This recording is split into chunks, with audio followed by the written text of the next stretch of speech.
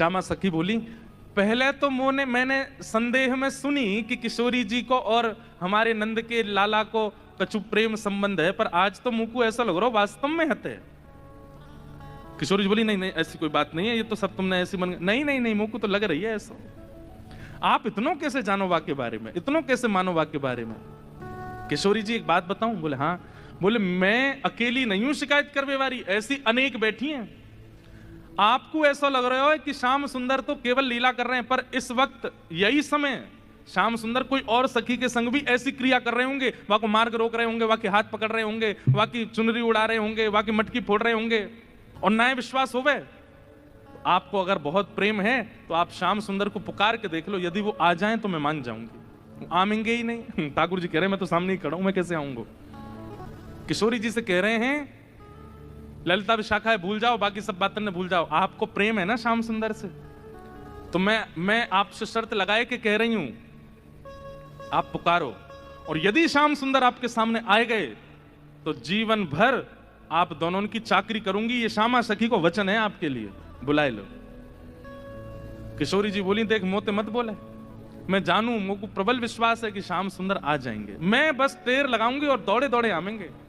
श्यामा सखी बोली, आज है जाए ना, बुलाए के देख लो आ जाए कि नहीं।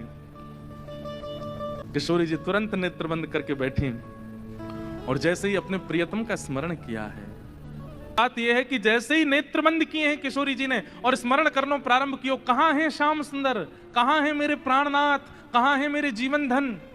तो जैसे ही किशोरी जी ने नेत्र बंद करके स्मरण किया तो किशोरी जी पूरे ब्रजमंडल में भ्रमण कर आई, लेकिन ठाकुर जी नहीं मिले। किशोरी जी बोली, हाँ श्याम सुंदर गए कहां, आज मेरे प्राणनाथ गए कहां? और ध्यान लगा करके देखो, श्याम सुंदर किसी गिरी कुंज में तो नहीं बैठे, कहीं यमुना तट पे तो नहीं बैठे, कहीं दूर तो नहीं चले गए, दिख क्यों नहीं रहे हैं?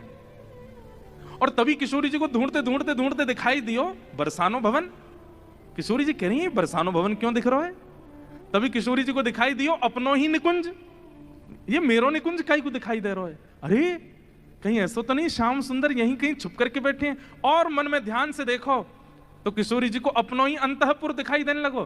किशोरी जी बोली, मेरे अंतःपुर में तो केवल ललिता है, विशाखा है, मैं हूं और श्यामा सखी। और ध्यान लगा करके देखो तो क्षुद्र घंटिका दिखाई देने लगी जो श्यामा सखी ने पहन रखी है।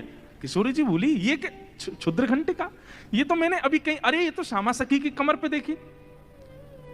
और जब और ध्यान लगा करके देखो तो घूंघट के भीतर कमल नैन मटक रहे हैं, इधर उधर आंख मटका रहे हैं। तुरंत किशोरी जी ने नेत्र खोल करके कही, श्याम सुंदर आप तो सामने ही खड़े हो,